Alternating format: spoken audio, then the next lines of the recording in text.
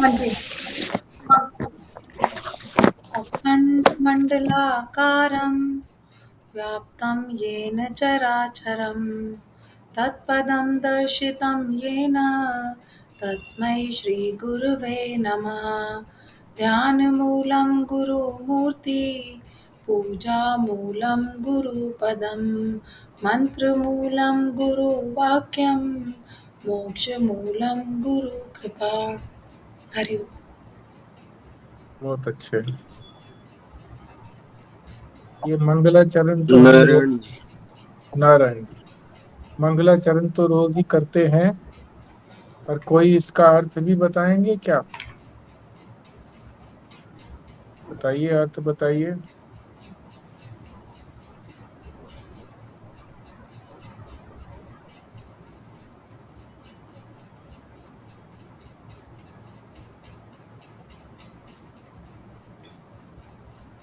ये एक तरह की ईश्वर की स्तुति ही है, जिसमें हम ये हम्म, बता रहे हैं कि वो अखंड है, मतलब उनके खंड नहीं है, कुछ भी अलग नहीं है। अखंड मंडलाकारम पूरे आकाश मंडल में या पूरे भूमंडल में फैला हुआ है।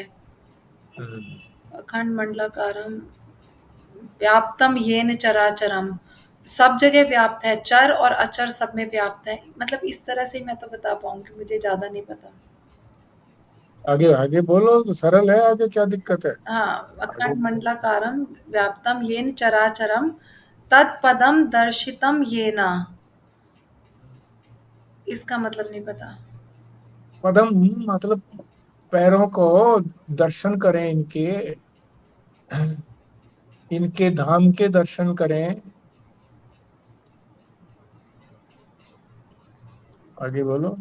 हाँ, हाँ जी, तत्पदं दर्शितं येन तस्मै श्री गुरवे नमः। हाँ, मतलब ऐसे गुरु को नमस्कार है। ये गुरु के लिए है कि भगवान के लिए है? गुरु के लिए है। अच्छा अच्छा, गुरु तस्मै की श्री वंदना। गुरवे नमः।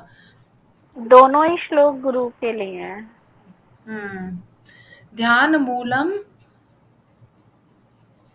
मैं तो खुद भी भूल। गुरु मूर्ति। हाँ, ध्यान मूलम गुरु मूर्ति, मतलब गुरु की मूर्ति ध्यान के लायक है। हाँ, ध्यान मूलम गुरु। ध्यान का जो मूल है, वो गुरु की मूर्ति का ध्यान करना ही मुख्य रूप से है। हाँ जी। हाँ, फिर इसके बाद है तस्मै श्री गुरवे नमः। हम्म। ऐसे ध्यान मूलम गुरु मूर्ति, नहीं, ध्यान मूलम गुरु मूर्ति, पूजा मूलम। हाँ, पूजा मूलम गुरु पदम। हाँ, गुरु के पदों को, पैरों को पूजा करनी है तो गुरु के पैरों की पूजा करिए। हाँ जी। ध्यान अखंड, हाँ, मूलम ये गुरु ऐसे ही था, मूर्ति। अखंड मंडलाकारम व्याप्तम येन चराचरम तत्पदम दर्शितम येन तस्मै श्री गुरवे नमः। ध्यान मूलम गुरु मूर्ति पूजा मूलम गुरु पदम मंत्र मूलम गुरु वाक्यम मोक्ष हाँ, मूलम, मंत्र मूलम गुरु वाक्यम, गुरु का मंत्र ही मूल मंत्र है। मंत्र का जो मूल है, वो जो गुरु वाक्य बताते हैं वही मंत्र है। जो भी गुरु उपदेश देते हैं वही मंत्र है उनका। मंत्र मूलम गुरु वाक्यम मोक्ष मूलम गुरु पदम। गुरु, गुरु कृपा, मोक्ष जो है वो गुरु की कृपा से ही संभव है। तो ये गुरु की कृपा करते हुए, वो तो रही है गुरु की कृपा, पर गुरु जो है वो परमात्मा से अन्य नहीं है, क्योंकि उन्होंने अपने स्वरूप की उपलब्धि कर ली है, वो परमात्मा स्वरूप हो गए हैं, इसलिए उनकी पूजा परमात्मा की ही पूजा है। ठीक है जी। अब 12वां श्लोक भगवान बता रहे हैं, वही असुरों की ही बात बता रहे हैं कि असुर जो है उनकी दुर्नीति है, उनकी नीति, नैतिकता उचित नहीं है, ठीक नहीं है। तो पहले पाठ करेंगे। आशा पाश सतैर्बद्धा काम क्रोध परायण ईहन्ते काम भोगार्थम अन्यायेन अर्थ संचयान। हाँ जी, भारद्वाज साहब। जी। आशा पश्यते बधा काम क्रोध प्रायणा इन्हन्ते काम भोगार्थम अन्यायेन अर्थ संचयन। संजीव शर्मा।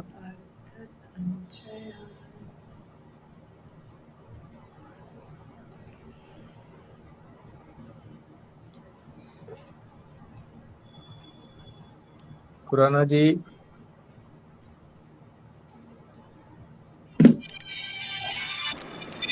आशा पाश्यते बधा काम क्रोध प्रायणा ईहन्ते काम भोगार्थम अन्यायेन अर्थ संचयान। स्वस्तिका जी।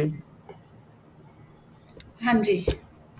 आशा पाश शतर्बद्धा काम क्रोध परायणा इहन्ते काम भोगार्थम अन्यायेनाथ अन्याने अर्थ संचयान। रेणु प्रसाद जी।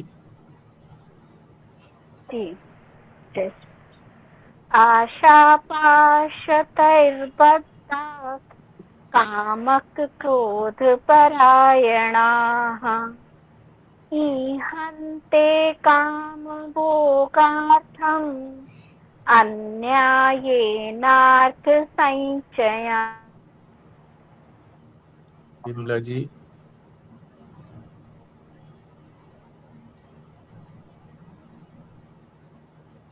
आशा पाशते श्रद्धा काम क्रोध परायणः ईहन्ते काम भोगार्थम अन्यायेन अर्थ संचयान।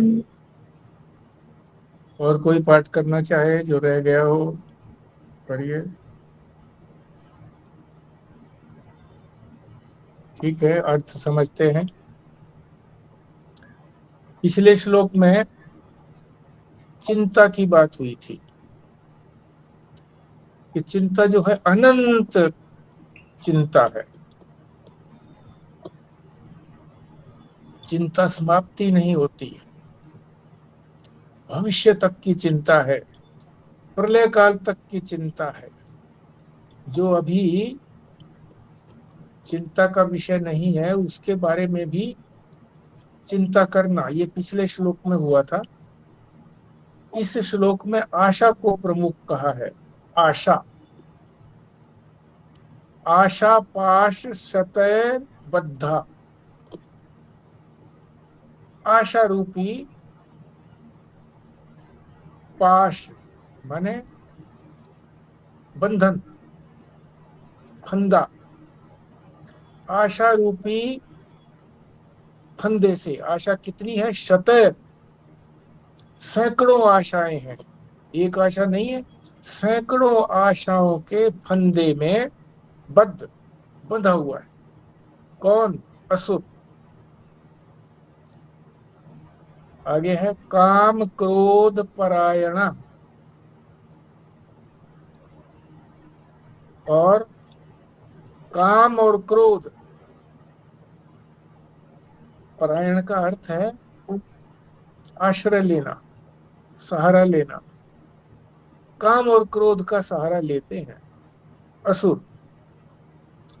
या तो किसी चीज की इच्छा करेंगे, कामना, या कामना पूरी नहीं हुई तो क्रोध करेंगे। अगली पंक्ति ईहन्ते, ईहन्ते कहते हैं चेष्टा करना, लगातार चेष्टा करते रहते हैं, निरंतर। किस चीज की चेष्टा? काम भोगार्थ, कामना को भोगने का। कामना किस चीज की होती है? विषयों की कामना होती है, पदार्थों की कामना होती है, उसी को भोगने में ही निरंतर लगे रहते हैं। अन्याय अर्थ संचयान।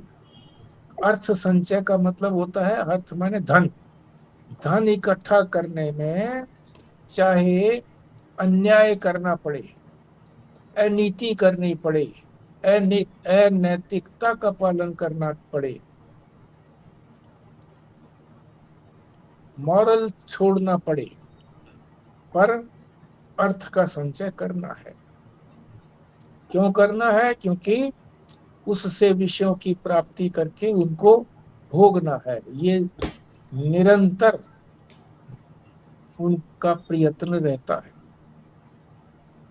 और विस्तार से समझते हैं तो सबसे पहले ये बात बताई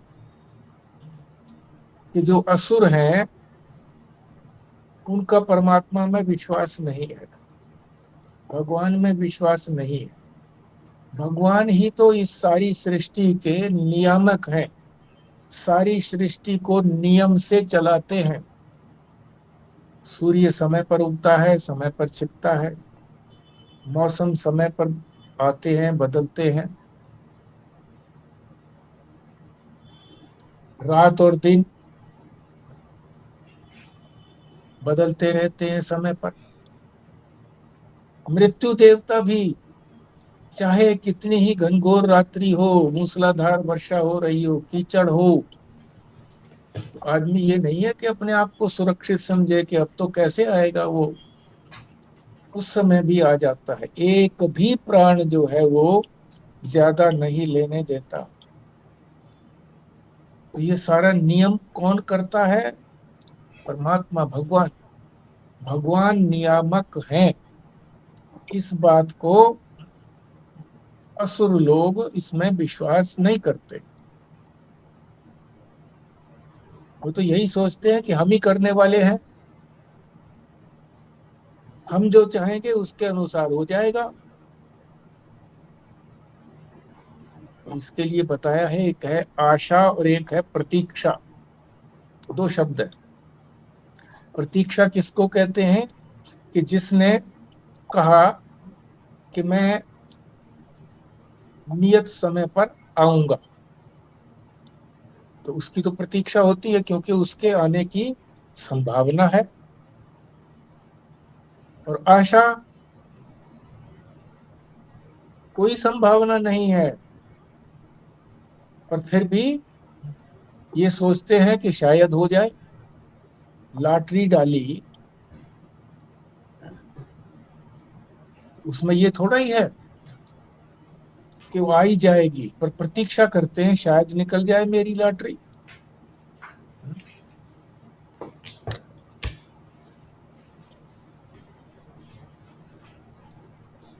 उस चीज को प्राप्त करने की योग्यता न होने पर भी सोचते हैं कि बाई चांस, इस परमात्मा को न मान करके एक अलग से परमात्मा बाई चांस मान लिया कि बाई चांस मेरा नाम आ गया तो आ ही सकता है। इसको कहते हैं आशा, व्यर्थ की आशा। जैसे चिंता की कोई सीमा नहीं है, पिछले श्लोक में बताया था, इसी तरह से आशा की भी कोई सीमा नहीं है। सैकड़ों आशाएं, एक आशा पूरी हो गई तो दूसरी खड़ी हो गई।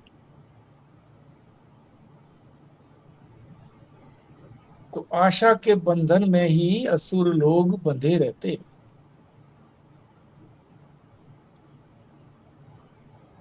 आशाएं तो अनंत हैं, सैकड़ों कहने का तात्पर्य केवल 100 ही नहीं है, बल्कि अनंत है आशाएं।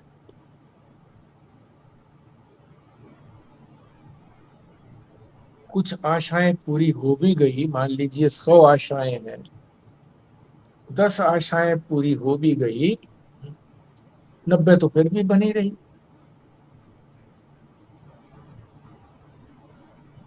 लॉटरी लगाते हैं इसी तरह से, सोचते हैं अब की बार आ जाएगी मेरी लॉटरी, अब की बार आ जाएगी।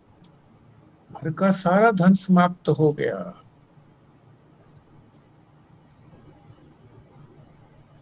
अंत में सोचते हैं कि अब तो आ ही जाएगी मेरी लॉटरी, बस इस बार और लगा लेता हूं, बस यही धन बचा था। नहीं आती है, सारा बर्बाद हो गया। तो इसी तरह के आशा के फंदे में, पाश में बंधे रहते हैं, अनंत आशाएं।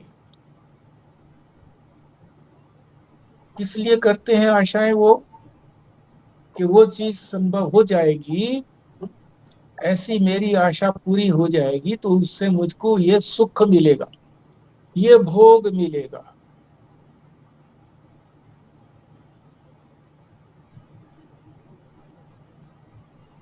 अगर आशा पूरी हो गई, उस विषय की या पदार्थ की प्राप्ति हो गई, तो फिर उस विषय के भोग की ओर प्रवृत्ति करते हैं। अब इसको भोगें, कैसे भोगेंगे?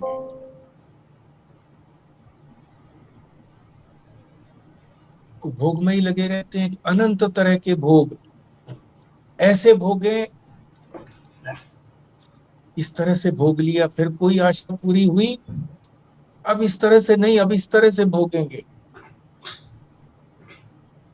फिर भी संतुष्टि नहीं हुई, आगे फिर आशा बनाए रखी कि फिर आएगी, तो फिर किसी और तरीके से भोग करेंगे उसको। भूख लगी है, सादा भोजन मिल गया,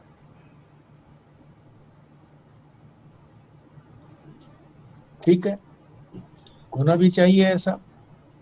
पर ये सोचते हैं कि अब की बार इससे भी अधिक अगर हमको भोग मिल जाए, अब की बार पराठा बनाते, फिर अगली बार सोचते हैं अब तो पूरी बनाएंगे, अगली बार कचौड़ी बनाएंगे, नए नए ढंग ढूंढते रहते हैं।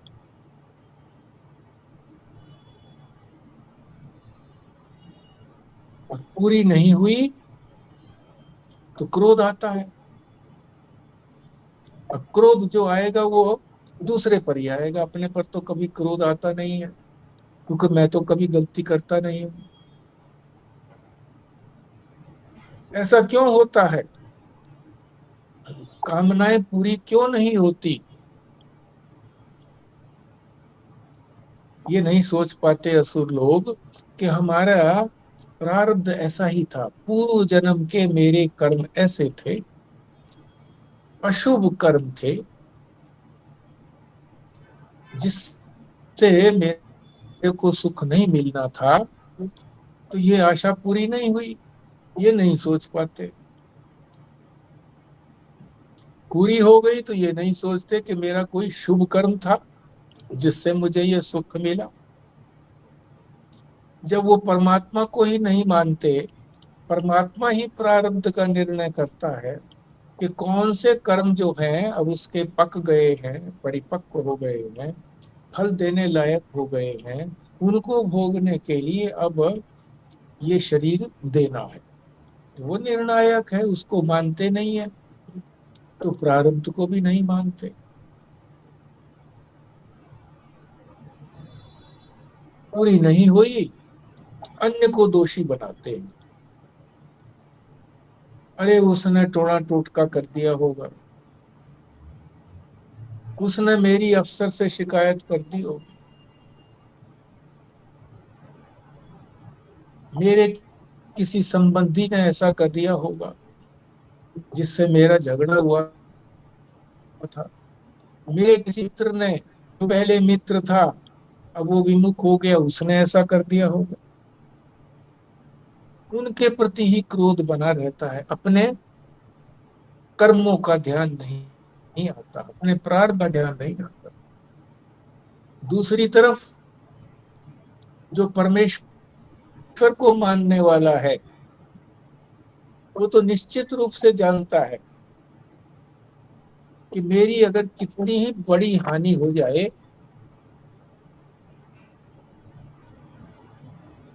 तो वो किसी दूसरे ने नहीं की है, मेरे पाप के कारण ऐसी हानि हुई है, मेरा ही पाप है। क्योंकि वो धर्म अधर्म को मानते नहीं असुर लोग, तो इसलिए दूसरे को ही दोषी ठहराते हैं। यही उनका परम आश्रय है। क्या? या तो कामना के भोग की तरफ दृष्टि रहेगी, ये नहीं भोग हुआ, नहीं कामना पूरी हुई, तो फिर क्रोध आता है, उसी में लगे रहते हैं। काम या क्रोध उसी का आश्रय लेते रहते हैं। विषय की उपलब्धि हो गई तो कामना पूरी हो गई, नहीं उपलब्धि हो गई तो क्रोध आ गया। बस इन्हीं दो के अंदर डावाडोल रहता है असुर।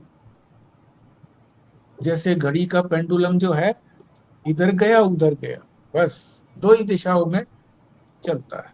इसी तरह से इनका है। आगे है काम भोगार्थम। अर्थ, अर्थ माने धन।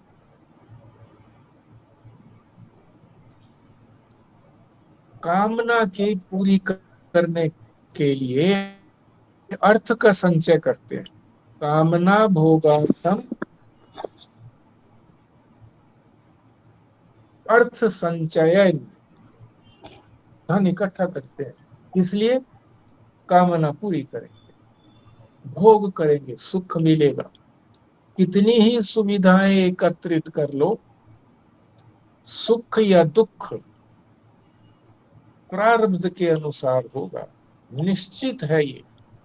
ये शरीर को परमात्मा ने दुख और सुख भोगने के लिए ही दिया है, यही प्रारब्ध है। सुख मिलेगा तो पूर्व जन्मों के शुभ कर्मों के अनुसार मिलेगा, दुख मिलेगा तो पूर्व जन्मों के पाप कर्मों के अनुसार दुख मिलेगा।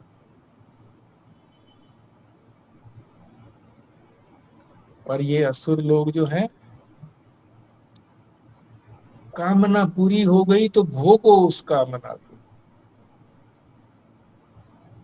उसी में लगे रहते हैं, उसी के लिए संचय इकट्ठा करेंगे, फिर भोगते रहेंगे, फिर इकट्ठा करेंगे।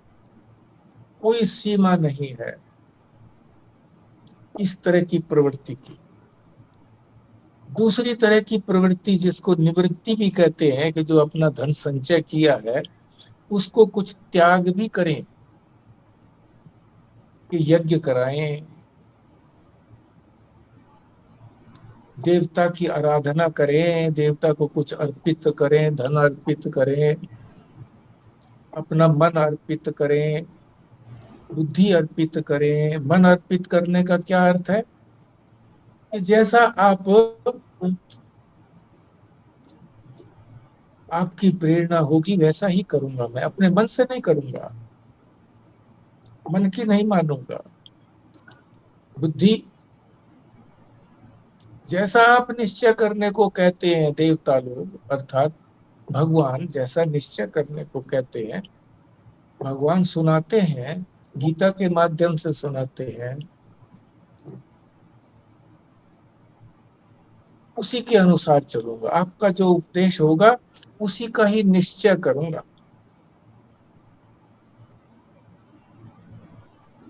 दान की नहीं सोचते, कुछ त्याग हो जाए, समेट लूं, दू नहीं। दया भी नहीं करते।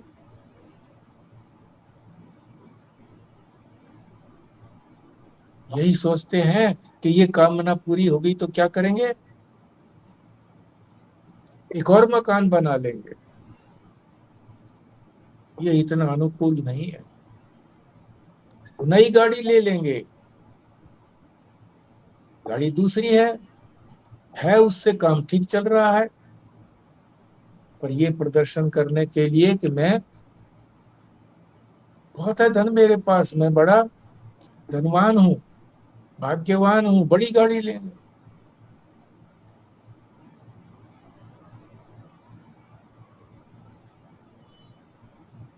उस धन के संचय करने में चाहे अन्याय करना पड़े, धन संचय करने की कोई सीमा तो है नहीं, कितना ही धन इकट्ठा कर लो। और फिर ईमानदारी से नहीं, जैसे गुरु महाराज कहा करते थे, नूहों की कमाई खाओ, ईमानदारी की कमाई खाओ, मेहनत करके कमाई करो। नहीं, चोरी से मिल जाए तो ठीक, रिश्वत से मिल जाए तो ठीक, किसी का हक मार करके कब्जा कर लो तो और बढ़िया। तो यही तो चीजें अन्याय की हैं, दूसरे के प्रति अन्याय है, अनैतिक आचरण है। दूसरे की चीज को अपना बनाने में कोई संकोच नहीं होता है।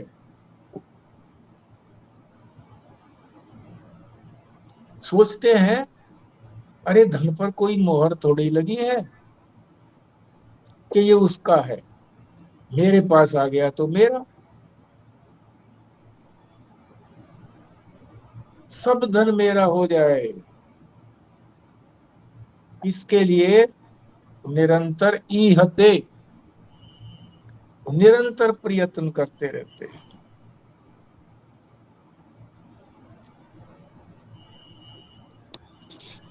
तो इस श्लोक में, 12वें श्लोक में भगवान ने यही बताया, आशाएं जो है वो सीमित नहीं है, असीमित आशाएं, अनंत आशाएं हैं।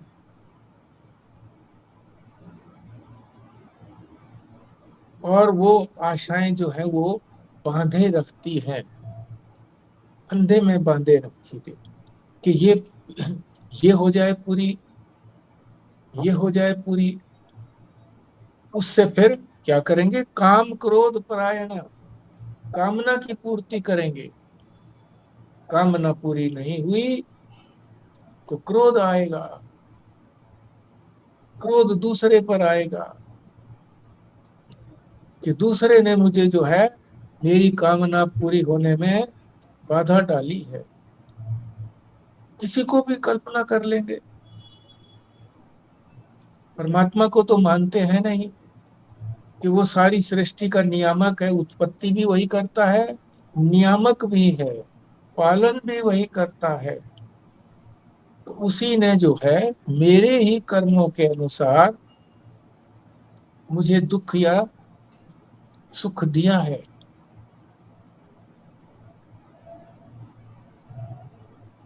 दुख और सुख का नियामक है। सुविधाएं कितनी ही इकट्ठी कर लो, जितना दुख मिलना है मिलेगा। कुछ भी प्रयत्न ना करो तो सुख मिलना है मिलेगा।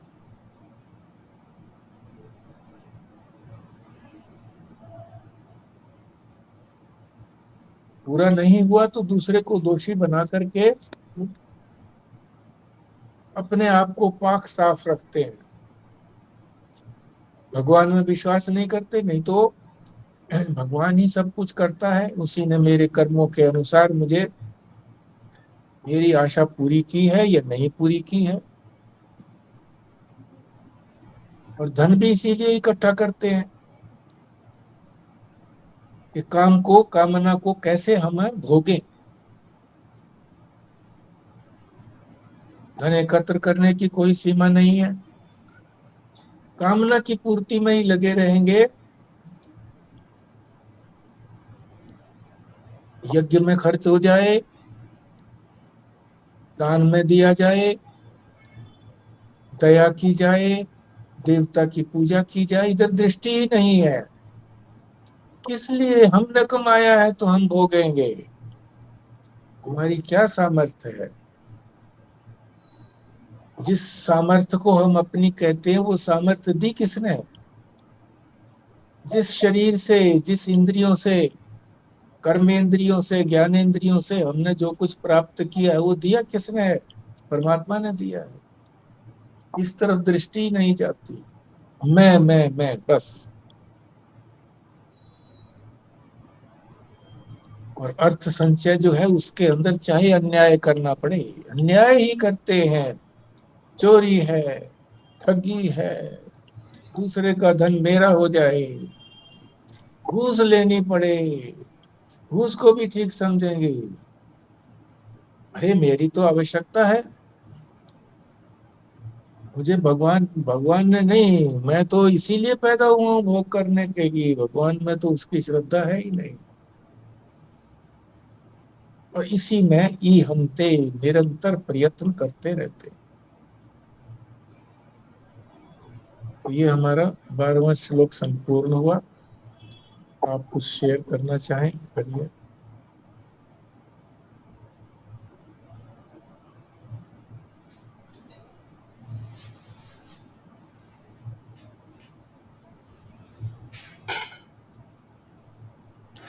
ये आशाओं से फिर मुक्ति कैसे पाएं? हम्म।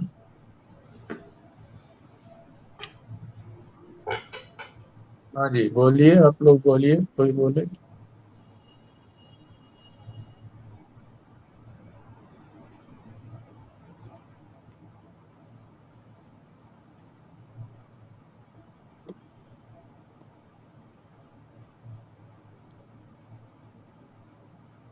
एक तो भगवान ने स्वयं बता ही दिया कि मेरे में विश्वास, जो कुछ करता है परमात्मा ही करता है, भगवान ही करते हैं, और वो हमारे कर्मों के अनुसार करते हैं। दूसरा ये कि हमारा तो कर्तव्य है कर्म करने का, कर्तव्य है। कर्तव्य किसको कहते हैं? जो परमात्मा ने हमको करने के लिए दिया है, करने के लिए कहा है। फल तो परमात्मा कहते हैं मेरे अधीन है, तुम कर्म कर सकते हो, फल तुम्हारे अधीन नहीं है, मेरे अधीन है। तो जब फल की आशा नहीं होगी तो केवल कर्तव्य की तरफ ध्यान रहेगा कि मैंने कर्तव्य करना है, कर्तव्य कर दिया, परमात्मा ने कहा है मैंने कर दिया, इसलिए फल भी उसी को ही मिले। वो मुझे जितना चाहे दे दे, न दे उसकी मर्जी, क्योंकि उसी ने उत्पन्न किया, उसी ने मुझे ये कर्म के यंत्र दिए, और उसी ने जो है मुझे कर्म करने के लिए, कर्तव्य के लिए कहा है। तो दो तरीके हो गए, और भी सोचा जा सकता है। आप लोग सभी बुद्धिमान हैं, इस तरह से सोचिए। प्रश्न उठ गया है तो किसी और समय में सोचिए कि क्या हो सकता है। आशाएं जो है वो, ये सोच करके भी आशा कभी पूरी होती नहीं है, क्योंकि विषय अनंत है। उन सब की आशाएं होती रहेंगी। जो चीज पूरी नहीं हो एक आशा सकती, पूरी होती है तो दूसरी आशा उत्पन्न हो जाती है, बिल्कुल। मतलब एक के बाद एक सीक्वेंस ही हो जाता है। हम्म।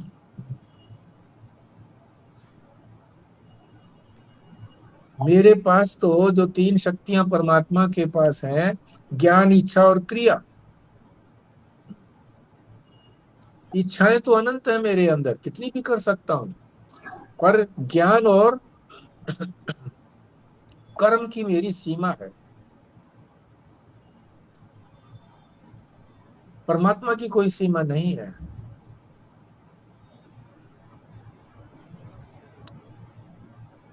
तो कर्म जब सीमित है तो करने से ही तो आशा पूरी हो सकती है, और कर्म सीमित है तो आशाएं असीमित है, तो कैसे पूरी होंगी? नहीं हो सकती। आशा जो है वो हमेशा भविष्य की है, भविष्य हमारे हाथ की बात नहीं है। हमारा हाथ में तो वर्तमान है। भूत चला गया, उस पर भी हमारा कोई जोर नहीं है। भविष्य आएगा, उस पर भी हमारा कोई जोर नहीं है। वर्तमान पर है, तो वर्तमान में भगवान ने जो कर्तव्य दिया उसे करें, तो आशा किस लिए करें? तो अनेक तरीके से हम इसको चिंतन करके दृढ़ कर सकते हैं अपने मन में कि आशा पाश में ना बंधे रहें।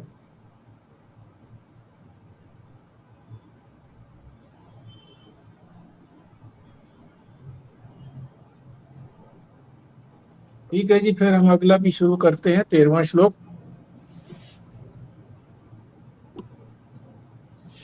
इसमें भी जो है अर्थ संचय की ही व्यर्थता को बता रहे हैं कि उसकी कामना जो है वो अर्थ संचय में ही लगी रहती है। तो पहले पाठ करते हैं।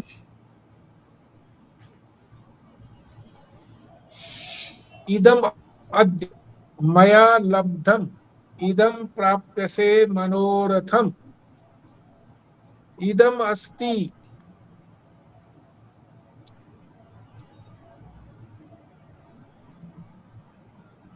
अपि मे भविष्यति पुनः धनम। हाँ जी, करिए पाठ बारी बारी से। संजीव शर्मा करेंगे क्या? जी। इदम् अद्य मया लब्धम् इमं प्राप्स्ये मनोरथम् इदम् अस्ति इदम् अपि मे भविष्यति पुनः धनम्। हाँ जी, खुराना जी।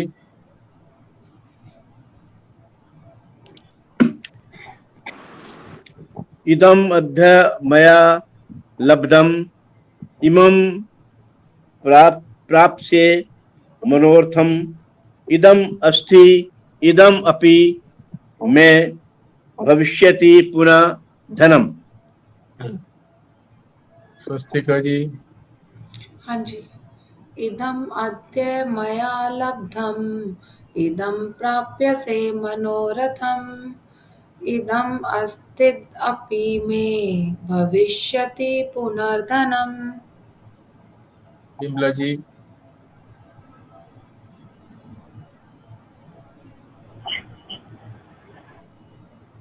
इदम् अद्य मया लब्धम् इमं प्राप्स्य मनोरथम् इदम् अस्ति इदम् अपि मे भविष्यति पुनः धनम्। भारद्वाज साहब। जी। इदम अद्य मया लब्धम इमं प्राप्स्ये मनोरथम इदम अस्ति इदम अपि मे भविष्यति पुनः धनम। प्राशर जी। इदमद्य मया लब्धम् इमं प्राप्स्ये मनोरथम् इदमस्तीदमपि मे भविष्यति पुनर्धनम्। बहुत अच्छे। अर्थ समझते हैं। इदम माने यह या इसे, अद्य इसे आज, मया लब्धम मैंने प्राप्त कर लिया, इसे मैंने आज प्राप्त कर लिया। इदम प्राप्य से मनोरथम, ये मनोरथ भी, ये मन की कामना भी प्राप्य से पूरी हो जाएगी। ये प्राप्त कर लिया और ये कामना भी भविष्य में पूरी हो जाएगी। अगली पंक्ति, इदम अस्ति, ये धन तो मेरे पास है, अस्ति माने है। इदम अपि, ये भी मेरा हो जाएगा। मे माने मेरा, अपि भी, इदम माने ये भी मेरा हो जाएगा। ये मेरे पास है और ये मेरा हो जाएगा। भविष्यति पुनर्धनम, पुनः दोबारा से फिर ये धन भी भविष्य में मेरा हो जाएगा। ये असुरों का विचार है, इसी तरह का सोचते रहते हैं हर समय में। ये तो मेरे पास है, ये मुझे और मिल जाएगा, और इसी तरह से ये अभी है, ये भी मेरा हो जाएगा, और भविष्य में भी ये धन मेरा हो जाए। थोड़ा और समझ लेते हैं। अद्य मया इदम लब्धम, इस समय तक, यानी आज, ये द्रव्य, ये धन मेरा है, ये तो मेरा है ही है, ये तो मुझे मिल चुका है, प्राप्त कर लिया है मैंने। अब इदम मनोरथम प्राप्य से, ये बाकी है, ये प्राप्त हो जाएगा।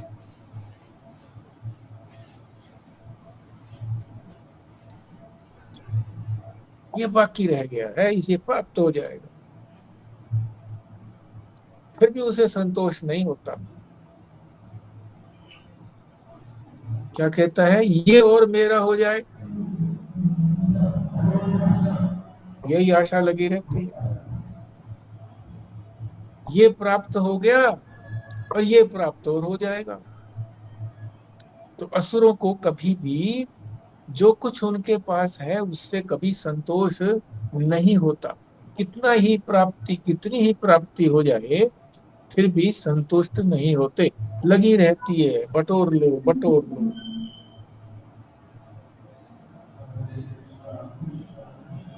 पीछे जैसे आया था ना,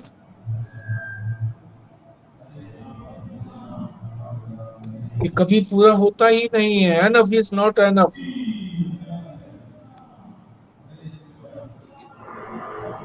और फारसी के अंदर आया था, अलम बुद्धि नहीं होती है, अलम माने संतोष की बुद्धि नहीं होती है, संतुष्टि नहीं होती, और अधिक की तरफ दृष्टि बनी रहती है। इतना और हो जाए। मन रूपी रथ, मनोरथ, मन के रथ पर विराजमान होकर के मन को इधर उधर दौड़ाते रहते हैं। इधर पूरा हो जाएगा, इधर भी पूरा हो जाएगा, इधर भी पूरा हो जाएगा। हर समय प्रवृत्ति में लगे रहते हैं, निवृत्ति का ध्यान ही नहीं आता कि सब कुछ मेरे पास आए, किसी और के पास न रहे। इतना धन तो हो गया है, इतना और भविष्य में हो जाएगा। भगवान पर विश्वास है नहीं, देव पर विश्वास है नहीं।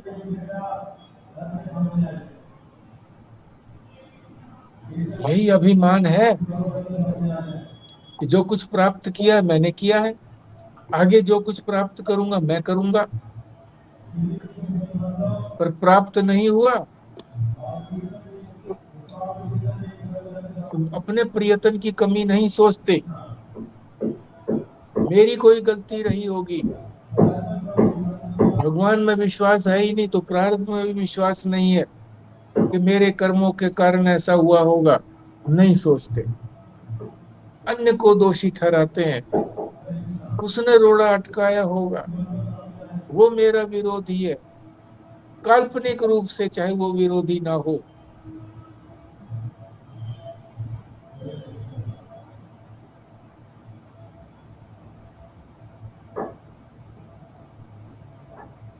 भगवान की सहायता की तो अपेक्षा है ही नहीं, क्योंकि वो तो है ही नहीं, तो क्या सहायता करेंगे। जो कुछ मुझे दिखता है आंखों से वही तो सब कुछ है, वही तो भोग्य पदार्थ है। ये ख्याल नहीं आता कि ये किसने उत्पन्न किया सारा संसार। ये सोचता ही नहीं कि मैंने तो उत्पन्न किया नहीं, मेरे किसी बाप दादा ने उत्पन्न किया नहीं।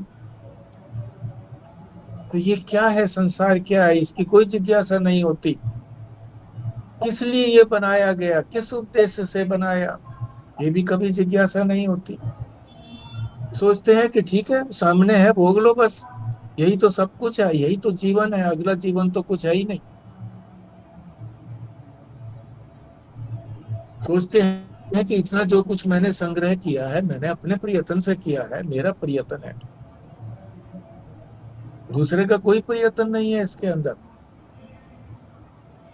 जबकि करने के अंदर 5 चीजें सम्मिलित बताई गई है, अधिष्ठानम तथा कर्ता, कर्णम च विविध प्रियम, चेष्टा और फिर दैव, 5 चीजें। अधिष्ठान कहते हैं शरीर को, और फिर कर्ता, जो कर्म करता है उसको कर्ता कहते हैं, वो भी, उसका भी रोल है। जब तक कर्ता नहीं बनेगा तब तक कर्म नहीं होगा। इंद्रियां, कर्मेंद्रियां नहीं होगी तो काम नहीं होगा। फिर कर्मेंद्रियां हो, चेष्टा ना करे, पड़ा रहे तो भी नहीं होगा, तो चेष्टा भी करे। और फिर देवता, दैव, परमात्मा की कृपा। तो 5 चीजें हैं, उससे कर्म होता है। सोचते हैं कि मैंने ही किया, बस मैं ही करता हूं, मैंने ही किया सब कुछ। पंचायती जमीन है, मेरी है सारी, मैंने ही तो, मेरी ही तो है। पंचायती क्या है, किसी का हक नहीं।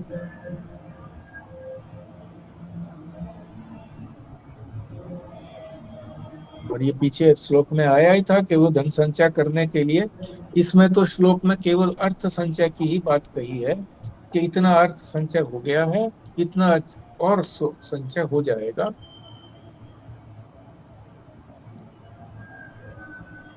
और इसमें किसी का और कोई का रोल नहीं है, मैं ही कारण हूं इसमें, कोई कारण नहीं है। नहीं प्राप्त हुआ तो जैसे पिछले श्लोक में बताया था कि किसी ने विघ्न डाल दिया है, इसलिए नहीं हुआ। दूसरे को दोषी, अपने प्रयत्न में कमी नहीं देखते, दूसरे के साथ अन्याय करने में कोई संकोच नहीं करते। अभिमान बना रहता है कि मैं ही बटोरने वाला, मैं ही भोगने वाला, मेरे लिए ही संसार बना है।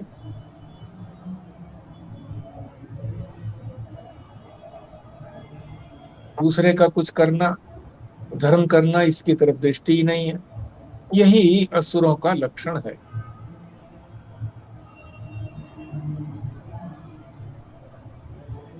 कामना करो, विषयों की प्राप्ति करो, भोग करो, नहीं प्राप्ति हुई दूसरे को दोषी ठहराओ, फिर दूसरी कामना करो, उसी की पूर्ति में लगे रहते हैं। तो यही 13वें श्लोक का सार है, अर्थ संग्रह। अर्थ संग्रह से उसका भोग, इसी में ही लगे रहते, धर्म की ओर दृष्टि नहीं जाती।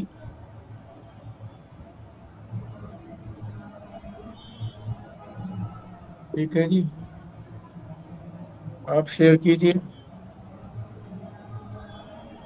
इनमें से शेयर कीजिए, या अन्य कोई चर्चा भी आप कर सकते हैं, कोई भी चर्चा कर सकते हैं, साधना संबंधी, ज्ञान संबंधी, किसी वेदांत के शब्द को समझने के संबंधी, कुछ भी जिज्ञासा कर सकते हैं। यही तो इस हमारे जो गीता स्वाध्याय है, इसकी विशेषता है कि आप भी मुखर हो सकते हैं। वन वे ट्रैफिक न रहे, दूसरा भी ट्रैफिक को भी स्थान मिलना चाहिए।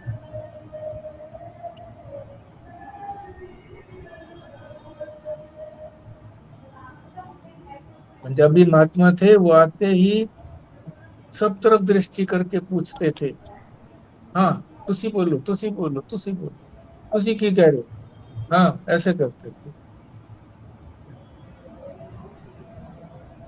मेरी तरफ दृष्टि नहीं करते थे, मैं फिर हाथ खड़ा कर लेता। तो 2-4 बार तो इसी तरह से देते रहे वो उत्तर। फिर वो कहने लगे, अरे तू तो बोलना ही है? चल फिर बोल। ऐसे भी बोल देते कि तूने तो बोलना ही है, चल फिर बोल।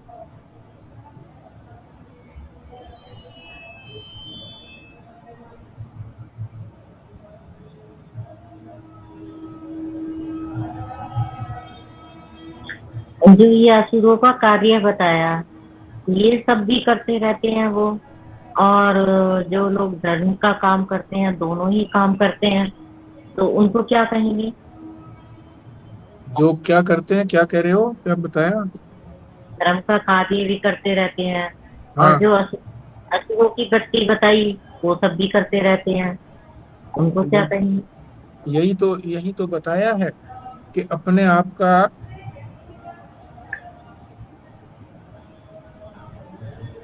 अंतर्मुख हो जाओ, अंतर्मुख, अपने अंदर झांको।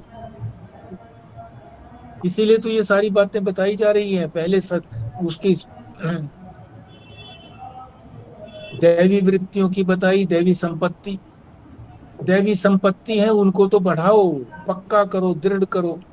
और जो आसुरी संपत्ति है, जो आसुरी विचार है, आसुरी क्रियाएं हैं, आसुरी आचरण है, उसको छोड़ो।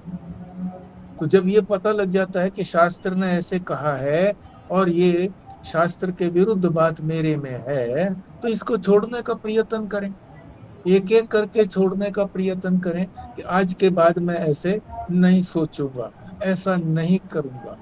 मन में सोच आ भी जाए तो करूंगा नहीं। पहला स्टेप तो यही है कि करूंगा नहीं, उसको आचरण में नहीं लाऊंगा। फिर सोचूंगा कि मन में भी ना आए, और फिर सोचूंगा कि किसी दूसरे के मन में भी आता है तो उसको भी समझाऊंगा, शास्त्र की बात ही बताऊंगा, अपनी बात दृढ़ होगी।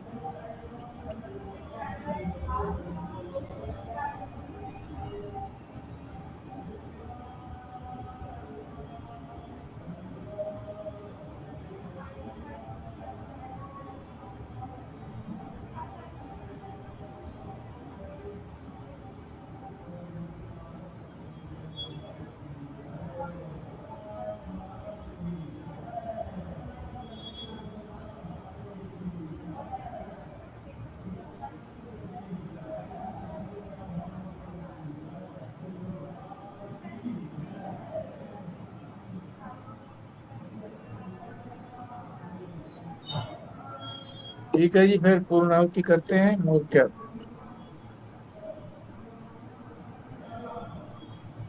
प्रहलाद जी करिए पूर्णाहुति।